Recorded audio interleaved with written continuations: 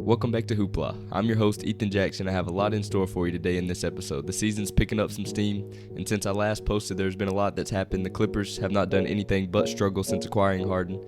Meanwhile, the 76ers are rolling. The T-Wolves have stayed hot. The Rockets are on a 6-game winning streak. The Pelicans seem confused. The Warriors are hitting a lull because no one can seem to help Steph. It might be time to panic for the Grizzlies. The Mavs have stayed hot, and the Bucks are still trying to figure things out, and so on. I could keep going down the list. But it's getting to that point in the season, about 10 games in, we're starting to be able to understand teams a little more, what they're trying to do, who they are trying to be, what their identity is.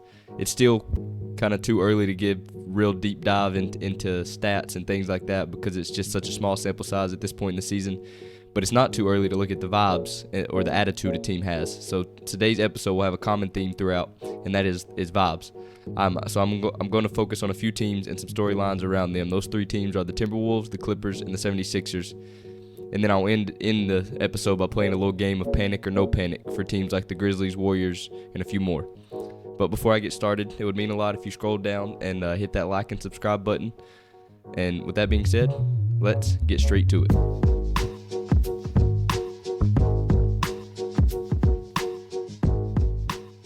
So I'm going to start with the what I feel like for me is the biggest surprise of the season, the Timberwolves. They are currently on a 7-game winning streak with wins against the Nuggets, Celtics, and 2 wins over the Warriors. And I just want to start off by saying that I was not expecting this level of success out of them this early in the season. I did, however, say, well, instead of repeating myself, I'll just play the clip. So here's the clip. Timberwolves, I think they're a team that has yet to find their identity, and I'm not sure they ever will with their current roster. Personally, I just don't think the Cat and Gobert pairing will ever work, at least to the getting them to where I think they want to be. Maybe they don't want to be there. They have a solid roster, but like I said, they're still a ways away from competing for championships.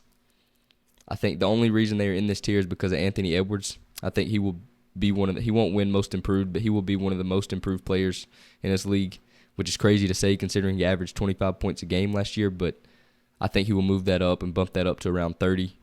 He will officially take over the team. He will become the alpha on the team. He already kind of was, but I think some still thought it was Cat's team, but I think this is the year that he kind of takes over the keys of that team and becomes the guy. And I think he's good enough to carry them into the playoff race, but I think that's about it. But I put them on the scary, dangerous tier just because of how good I think Anthony Edwards is and is going to be, and then also just because Cat is really good. I'm not the biggest fan of Cat, but he's really good when he's playing and when he's hot. So I think I knew they would be a dangerous team that could cause some problems in the league, but not this good. I was not expecting them at all to be this good. I knew Anthony Edwards was ready to take that next step and become a superstar, and that's exactly what he's done. But I apologize if I sound a little hesitant about them. I have a bad tendency to judge teams based on what I think they can do when it comes playoff time. So not that the regular season don't mean anything, because it definitely does mean something. And I just have a problem. I'm always looking towards the end goal, which I feel like, or I hope for most teams, is the Larry O'Brien Trophy. However, for this team, I'll try to focus on the regular season. This team can definitely win the in-season tournament. And like I said, I'm going to try my best to purely focus on the right now, and I'll try not to get caught up in what will happen to them when it comes playoff time. So what is it that's making the Timberwolves so good to start this season? Well, the first thing is defense. I mean, that's They're really good on the defensive end. They have the best defensive rating in the league. Last time I looked, and it's by a pretty big margin. Last time I looked, they have a defensive rating of 102.1, and the Celtics are the next closest team with 105.8. So that's almost a 4-point advantage on the next closest team in defensive rating. A few reasons for this: Rudy Gobert, he looks back to his kind of old ways. He looks like he could be the defensive player of the year again. I'm not saying he will, but he's playing like that. He looks more agile, like he's healthy, which he says he has. I've heard him say in an interview or something that he feels the best he has felt in recent years, and I can definitely tell that. And Anthony Edwards, I don't know if y'all been watching him, but he's definitely taken on the challenge of, I don't know if Coach Finch challenged him. I don't know if he took it upon himself or if somebody's been telling him that he needs to get better on the defensive end, but he's definitely taken on that challenge and becoming a great defender. I mean, you can look at him and tell he has the frame and the athleticism and the mentality and the competitiveness to do it. It's just a matter of it was always just a matter of was he going to do it, and he's starting to. But if you go from top to bottom, their roster is just full of just size and athleticism for each position. They're one of those teams, kind of like the Lakers, like the Nuggets, like the the Cavs. They're just one of those big teams that's just big at every position, including their guards that are all 6'5" and above, besides Mike Conley, obviously. But they just have some big, long people at each position, which is allowing them to be a pretty good defensive team. I mean, they just, when you watch them play, you can just tell that they're really connected on that end of the floor. Like the help's coming earlier, the communication is good. You can see the buy-in. The like I said, the communication is there, the want to is there, and all of this I can see purely based on watching the games on TV, which I haven't seen many of them, but I've seen the Celtics game, some of the Nuggets game. I've watched them play the Warriors twice, and you can see that they are bought in on that end of the floor. Hence, why they're having so much success and the best defensive team in the league right now. But I mean, the defense going into the season, that was one thing that I expected them to be good at. Honestly, I knew they were going to be pretty good on the defensive end. But I mean, I wouldn't say that I expect them to be this good. But so I have to give them their props. They're doing a good job on that end. Second reason they're playing so well is obviously Anthony Edwards. He's becoming one of them guys in the league. And by the end of this year, it's definitely going to be a debate of I probably could debate it now, but there's definitely going to be a debate of whether he's top 10 in the league. And like I said, I could do it now if I wanted to, but I'll save it for give him some more time. I mean, he's always been one of them guys, but he's definitely deserving of being in the MVP race so far this season. I think it's him, Luka. Obviously, you got Jokic in there, and Embiid's playing out of his mind. Steph's playing pretty well, but there's a list could go on. SGA's playing well, but he's definitely in that discussion. So Halliburton up in Indiana, but he definitely belongs in that discussion. And he's exploding. It looks like I was right in one of my previous episodes where I said it looks like he's ready to take another step. He's averaging 27, almost 28 points per game, 6 rebounds, and 5 assists, along with 1.5 steals. Two stocks, as they call it. He's averaging half a block a game, so he's averaging 2 steals and blocks. They call those stocks. But his biggest improvements have been on the defensive end, like I briefly mentioned a minute ago, and his playmaking ability. Those are where he has improved the most. Yeah, his scoring has continued to go up, and his efficiency has continued to go up. But in his leadership, all the intangibles, things like that. But so I'm going to start with the defense. It simply comes down to he's taken on the challenge of becoming a great defender. And that's all it was going to take for him. He's always had the ability. All it was going to take for him was just having the mindset that I'm going to guard somebody on every night. And he's not just playing defense on the role players. Like it's in key moments in the game, in fourth quarters, in big runs during the game. He's taking on the other team's best players. Like I watched him lock up Tatum in overtime the other night. He was guarding Steph the other night. He's taking on the challenge, and I love to see it out of him. I love to see that out of the best players. I like when KD and LeBron guard each other, or Giannis and Jokic, Embiid and Giannis. I just like to see the best players guarding each other. But I understand why they don't for the most part. And then his playmaking, he's averaging up. He's at 5.3 assists per game this year, which is up from last year and up from his career average. But it's not just. 5.3 is good, but I think it's only like a assist and a half up from last year. But the main thing that I'm seeing in his playmaking is decision making. It's not just the assists; it's the overall decision making and what he's doing while on offense and making plays. He's as you become a star in this league, you start to get doubled, you start to get blitzed more, and especially out of the pick and roll. And he's starting to see that night in, night out, and he's making great decisions out of it, using his size and his strength to not turn the ball over and make the right play. And so it may not lead directly to assists, but it allows the rest of the team, whether he dumps it off to the screener or one more to the corner, it just allows the rest of his team to play downhill when they have numbers, whether it's a 3-on-2 or a 4-on-3, whatever. He's drawn 2 defenders, so the rest of his team is going to have numbers. And then the third thing that's allowing them to be so good is the belief. Like I said, the vibes would be a theme of this episode, and they are a perfect example of that. Compared to the Timberwolves teams of the past and recent years, you can definitely feel like there's something different in the mindset of this team. Like you can just look at them and the confidence they're playing with, which obviously winning solves all of that. But they're good. They know they're good. They're playing like they're good, playing with the confidence that they know they're good, and it's showing. The team just simply seems like they are more connected in the locker room, on the defensive end, on the offensive end, in timeouts. It just seems like they are more connected overall. It's like I said, obviously winning helps all of that, and you never know what happens if they hit a lull during the season. But for right now, I'm seeing it a lot, and I think I did a good job out of that. I didn't even mention what I think they can do to win in the playoffs, but because I said I wouldn't. As far as the rest of the regular season goes and the in-season tournament, they still have some work to do on the offensive end of the floor. There's still some issues with spacing and shooting on that end of the floor, and both of which I'm not sure they can fix with their current roster. They can try to hide some of the stuff and limit some of their weaknesses being exposed, but I'm not sure they can fix some of that stuff with the way the roster is currently constructed. And they will definitely run into some more problems even for their defense. Like, for example, a team like the Kings, for me, it feels like with the ball handlers they have and the way they have a bunch of different people that can attack off the dribble, that would be the kind of team that could get the switch on Gobert and Towns and kind of attack them and go downhill, whereas they haven't really played anybody yet that's been able to expose that. So we'll see what they do when that happens. But on the positive side, I mean, that's one of the perks of the regular season. I obviously said it matters. They get to play 82 games in which teams will try all different types of strategies to try to attack their defense and try to guard them on the other end. So they'll get to see their weaknesses get exposed throughout the 82 games. But with all that said, look for this team to continue to stay hot. Look for Ant-Man to continue his growth, and he's definitely going to have something to say about the MVP this year.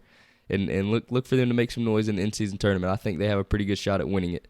And I don't know what's going to happen when it comes time for the playoffs, but for right now they look like they're a pretty solid team, and they're very dangerous, and it's looking that way. So we'll see what happens with the rest of the season for them. All right, on to the next one. Well, once again, the Clippers are on the list of teams I feel like I need to talk about, but it's not for good reason this time. I guess the trade was kind of a good reason, and it was some big news, so I had to talk about them then. But right now, it's not good. They are currently on a 6-game losing streak, and they're 0-5 when Harden plays. And there's simply no excuse for a team with this amount of star power to lose 5 games in a row at any point. Like, at some point, one of the stars just has to step up and say, I'm not losing this game, or I'm winning this game. And so there's a couple things I want to talk about, but that right there, that they've lost 5 in a row and nobody has stepped up and just flat out taken a game, that leads me to my first thing that I want to talk about with them, which is indecisiveness. Everyone from Coach Tyronn Lue all the way down to the last player on the bench is victim of being indecisive right now. But I'll start with Harden. I thought this was going to be one of them situations, where he comes in and like he did in Brooklyn, and can just kind of play a role and not have to have the ball as much, and it's whatever, blah, blah, blah. I thought it was going to be kind of a not as big as a role for him, but it looks like they need him to be James Harden. Looks like they need him to be that system he was referring to in his press conference that day. I mean, because whatever they're doing right now is not working. They've been outscored by 70 points with him on the floor.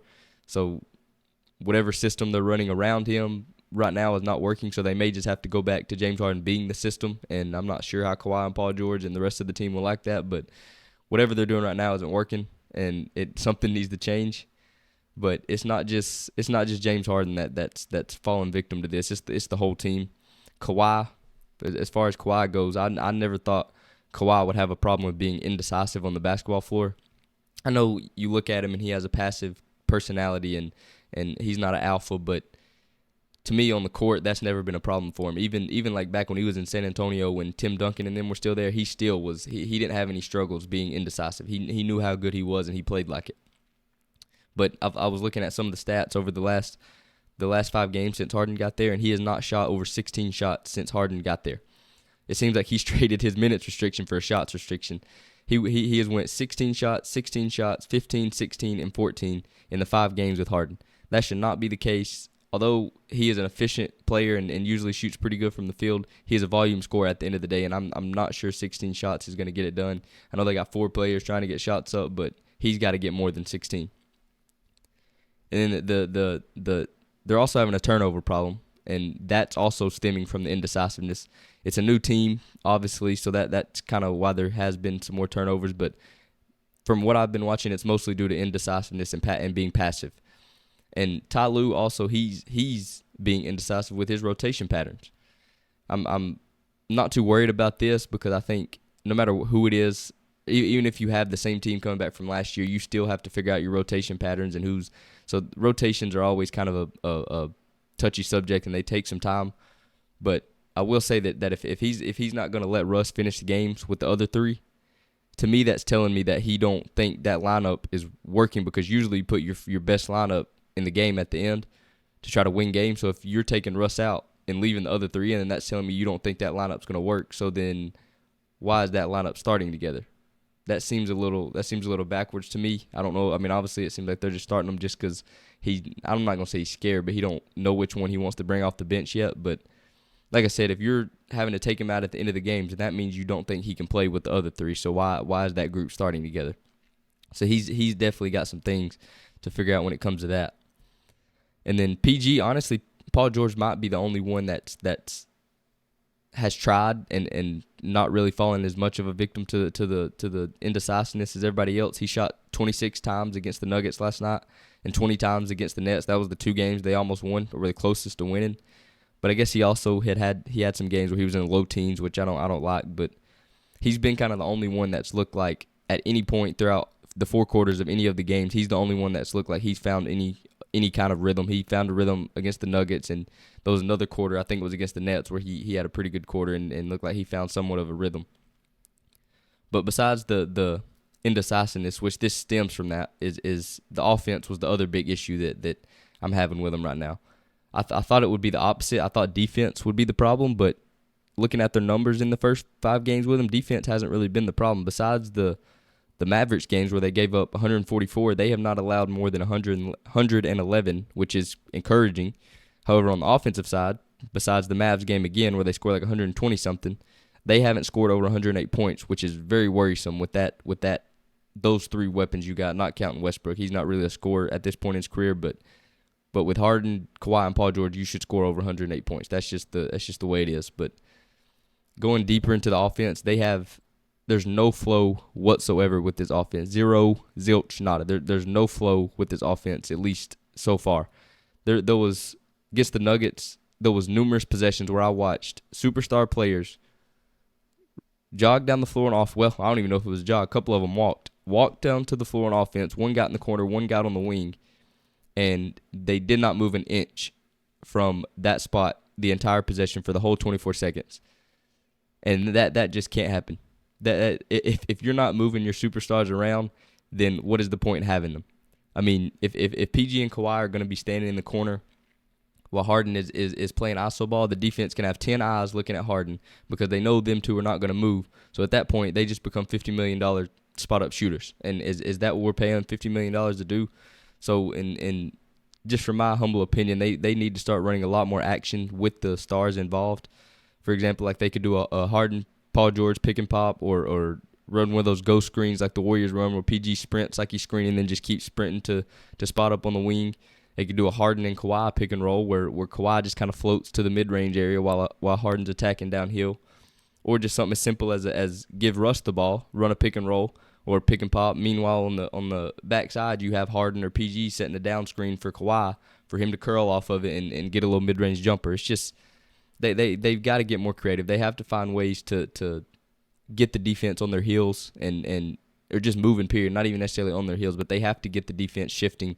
Otherwise, it's like you're just playing iso ball, and even with the star power, that's not going to work. So, I mean, like iso ball, it never worked. Going back to Harden's days in Houston, the defense is set. They're looking right at you. No, there's no movement in the background, so it lets the defense off the hook. Besides for the person on the ball, obviously. So you're not forcing them to think or move, and it's like they are back playing rec ball, and everybody can do that. Like we're seeing this some with not to go off topic here, but the Suns are kind of having some of the same problems in the few games that KD and Bill have played together. They have kind of had some of the problems where they're not getting enough motion, in my opinion. But those are the 2 big issues I've had with this team so far. A positive thing, they played with some desperation in the Nuggets game, which I like to see. They still came up short, but I liked what I saw in that game. Just some stuff with the effort and things like that. The chemistry and comfort player that'll take some time, no matter how good of a fit a team is. But I would like to start seeing some more creativity and fluidity on the offensive end to try to get out of this slump or whatever you want to call it they're in. But it's still too early to say that the sky is falling for this team. But honestly, there have been little, if any, positive takeaways from this first stretch of this experiment. I'm gonna give them about 10, 15 more games before I really form my opinion on what I think they can be. But man, they have a lot to figure out, and I'm not entirely sure they have the roster makeup to do it. they don't have superstars with big personalities or big voices that could kind of take control of the leadership and the leadership kind of aspect of the team, nor do they have the vet role players that carry a big voice like the Andre Iguodala's or the David West or the Dwight Howards when he was on the Rondos, wherever he goes. They don't have anybody like that can kind of speak up and have the team listen, so I don't really know what they're going to do on that end. But you can sense the frustration in the on the court, on the bench, in the post game. You can sense it, which I think is good, but I don't know how, because it shows that they care, but I don't know who's going to step up and make sure that frustration is used in a good way to make sure this team improves. But like right now, I mean, I'm seeing Russ is not too happy on the bench to end the game. Zubac he was bamboozled the other night against the Nuggets as he watched Jokic and Gordon get whatever they wanted and abused that small lineup late in the game. Got Ty Lue cussing and dropping F-bombs in post-game interviews. Kawhi obviously isn't saying much of anything, and then Harden's got his happy-go-lucky attitude that he always has, like he don't really care. So I will definitely be keeping my eyes on that team along with the rest of the basketball world, I'm sure. But I'm just looking to see if they can become any semblance of the team that most people thought they can be and the team that they look like on paper. And we'll see. I don't know if it's going to happen. I hope it does, but otherwise, I don't know. I'm not even going to get that far ahead. But I'm looking forward to seeing how they try to figure things out.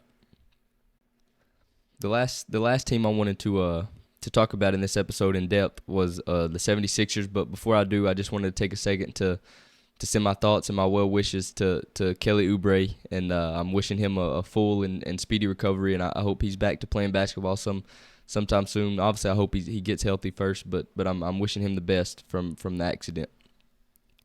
But getting back to the Sixers, like I said, vibes were going to be a commonality throughout this episode, and unlike the Clippers and a lot like the Timberwolves, the Sixers right now might have the best vibes in the league, and you can just there's something. Sometimes you can't really explain it, but you can just feel it. You can just feel the atmosphere around the team, and honestly, I've felt it since media day, even with the distraction of James Harden since the trade, the vibes have gotten even better. I don't know if this is the Nick Nurse effect or if getting rid of Harden helped that much. It's probably a mix of both, along with the emergence of Tyrese Maxey and things like that. And don't forget my guy Pat Bev. Love him or hate him, he's a good locker room guy and can help out a lot. And there's just a sense of joy and a sense of enthusiasm and excitement that's surrounding this team right now. And from the top all the way down. And I think there are a few reasons for why that's happening. And the first one is obviously the trade of James Harden. Obviously getting rid of him, I think was a big factor, and it kind of just got rid of the distraction. I think some of the players were fed up with the drama around it. Not necessarily that they don't like James Harden or anything like that. I don't know, but I think they were fed up with the drama that was surrounding the situation. And then you got bringing in Nick Nurse from the outside looking in, and from hearing players talk and watching him interact with the players and throughout the games and post-game clips and stuff like that. It seems like he is he's a player's coach. That's what it seems like to me. It looks like he builds great relationships with his players that extend beyond the court, and he seems like the type of guy that just infuses confidence into people and with his belief and the trust that he shows in them. And this is given the third thing, which is the presence of certainty, as I have written down in my notes right here. That for some reason it feels like in recent years there has been some type of uncertainty with the Sixers, going all the way back to them not signing Jimmy Butler, the fiasco with Ben Simmons, whether it's been Embiid's injuries, not knowing if Harden was going to show up or not, and then obviously you have the trade situation that happened this year. But there's not certainty just in the external stuff. There's also, like, every player on this team is now certain of exactly what their role is and what they can do on a nightly basis to help this team win games, and they're buying into it. And I think this is why players like Maxey and Harris are playing as well as they are, because they know exactly what they're being asked to do on a nightly basis. And speaking of Maxey, he was my fourth reason for the success to start the season. He's benefiting from the certainty of knowing he is the number 2 guy, like I just said.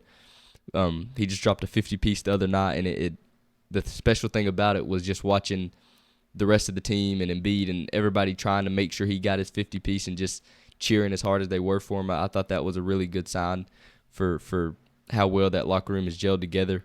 But he's continuing his strong play, and what I think is right now, I think he's the most improved player in the league. So he's continuing that campaign. And that leads me to the fifth reason, which is obviously the big man in the middle, Joel Embiid, the last year's MVP. He's had moments in Philly where he's looked happy, like back when Jimmy Butler was on the team, but he looks like he's happy with the roster that's around him right now. Like there's no distraction, just purely basketball. It's trying to figure out how to win games. That's it right now. And it's not all this drama that usually surrounds Philly. And it just like people are just playing their roles and stepping up when they need to step up. And I like what I'm seeing from that sense. And like all those 5 things that I just talked about, they're kind of creating this perfect storm that's allowing them to be as successful as they are. Getting rid of Harden allowed for Nick Nurse to establish the team's identity and the way he wants them to play, and then it also allowed him to designate exactly what each player's role on the team is going to be, and that's what's giving the players certainty and giving the team certainty and allowing them to start in those roles that they were given. And that certainty is also allowing Maxey to blossom as a star in this league. And then his emergence is giving Embiid confidence, because he knows that even if he has a bad game, he's still going to be trying to impact the game in positive ways, whereas Harden sometimes it was like I don't even know, like he didn't even want to be out there sometime in the biggest moments, whereas Maxey, he's gonna try to win. And like I said, all these things are just kind of brewing and making a perfect storm, and that's what's allowing them to be as good as they are to start this season. So I have to say I'm just looking forward to seeing if they can continue to gel together, continue to get better at the things that they're struggling with right now. And with the way the Bucks are struggling, honestly, they keep it up, they could establish themselves as, I don't think they'll overtake Boston in my eyes, but they could establish themselves as the single biggest threat to the Boston Celtics in the Eastern Conference if they continue this play. So that was the 3 teams that I wanted to talk about in depth, the Timberwolves, Clippers, and 76ers. I wanted to spend a lot of time on those, but there's still some teams that I feel like that are hitting some rough patches as of late and have been struggling that I wanted to talk about briefly. So I'm going to play a quick game of panic or no panic, which means I'm just going to name the team, and then I'm going to talk about whether they should panic based on their recent play or whether they shouldn't. I got 4 teams I want to do this for. First team is the Warriors. As of right now, they are on a 4-game losing streak, and they've lost 5 of their last 6. Clay and Draymond, I know everybody saw it last night. Clay and Draymond got ejected. Draymond's probably going to get suspended. Some people, Jay Williams was calling for him to get suspended 10 games. Some are saying 5. Then you got Stephen A. saying it should just be 2 or 3. I don't really know where I stand on it. Honestly, I don't have an opinion, don't really care. But it feels like with the losing streak, with that going on, it just feels like this is a kind of fork in the road moment in this season where it could take a turn for the worst or it can take a turn for the better. So I'm a little worried about what could happen. But the biggest thing has been Steph has not gotten any help so far this season. I mean, Dario Saric has been their second best player, probably by far, honestly. He's been the second best player on the team, which I said that I love that pickup, but I was not expecting him to have to be the second guy on the team. But the biggest thing was, like I said, they can't get no help, and that's starting with Clay, Wiggins, and CP3 shooting woes. So for Clay, he's shooting, last time I looked, he's shooting 42% from the field and 34% from 3, which is, I mean, that's not horrible. A lot of people would take that, but that's not what we expect from a shooter of his caliber and a Hall of Famer like Klay Thompson. And honestly, he offers really nothing else on the offensive end if he's not making shots. So he's just got to get out of this slump. Like, he did the same thing last year. He started the season poorly, but I thought with the way he claimed he worked this offseason, I thought he was going to come into the season hot, but it just hasn't been the case so far. So I'm hoping he can get it together. Then there's Andrew Wiggins. I'm honestly not sure. I'm not sure what's going on with Andrew Wiggins. He might be the biggest single worry I'm having with this team right now. He's averaging 10 points right now while shooting 39% from the field and 15% from the three-point line. God, that hurt reading that.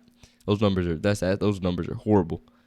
But he had established himself, in my opinion, he had established himself as the second best player on this team in that 2022 finals run. And it's looking like he's the 4th or 5th right now. He's not looking like himself at all. Like, not only is he's bad on the offensive end, he don't seem dialed in on defense either.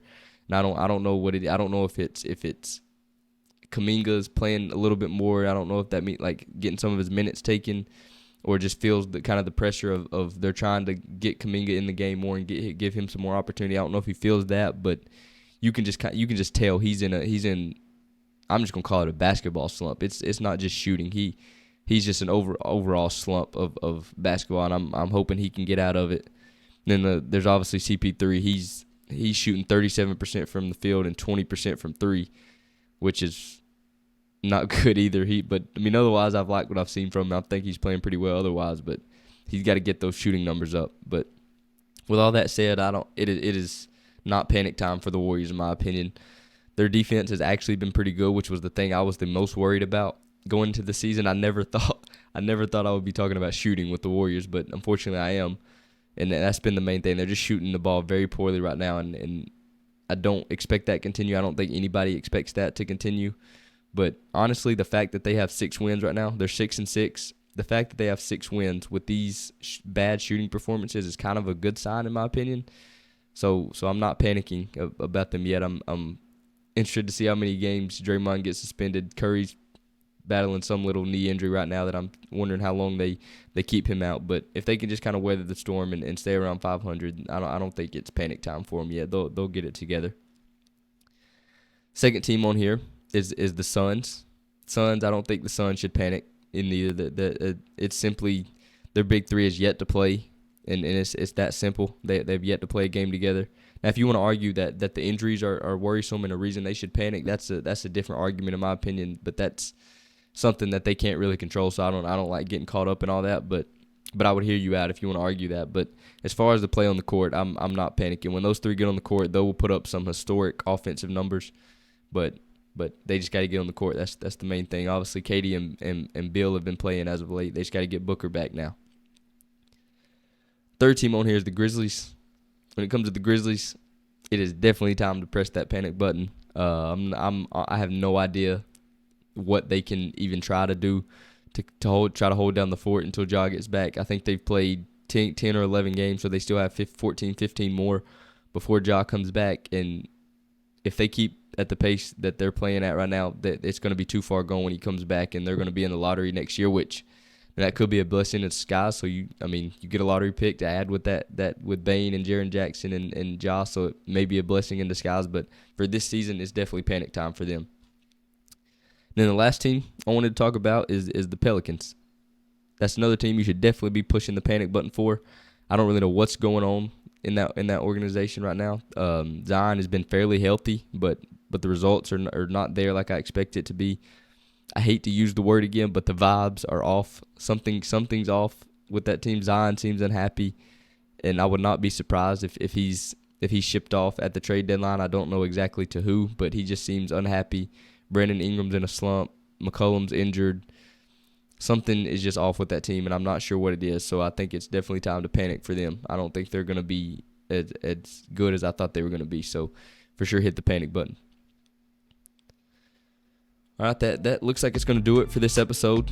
I almost forgot. I wanted to give the Rockets their fair due. They are quietly on a 6-game winning streak, playing some pretty good basketball. I knew they would be teams would hate to play against them, but they're playing pretty solid, playing well in the defensive end. Offense looks all right. Brooks is playing way better than I thought he would. I thought he would have a good season, but he's kind of playing some good basketball right now. So I couldn't let this episode go by without mentioning the Rockets. The Rockets good play. So now that should be everything I wanted to mention. The storylines, they just keep stacking up on top of each other. Teams are starting to kind of form their identities. Players like Tyrese Halliburton in Indiana are continuing to prove that they're legit stars. Anthony Edwards, Tyrese Maxey, they're continuing to prove themselves. I'm trying to keep these episodes around 30-40 minutes long. So for the foreseeable future, the episodes will be a lot like this one. I'll kind of choose 3 or 4 teams or storylines to talk about and kind of spend roughly 10 minutes on each, unless there's kind of a super busy week where there's a lot going on. The episode may have to be a little longer. And then soon I think I'm going to start posting like shorter videos where I talk about one thing that comes up, whether it's a great performance or a great game or just a hot take that just pops in my head while I'm sitting in class or laying down at night, just something that comes in my head. I may post shorter videos like that, but For right now, that's going to do it for this episode of Hoopla. I've been your host, Ethan Jackson. Thanks for tuning in, and I'll see you next time.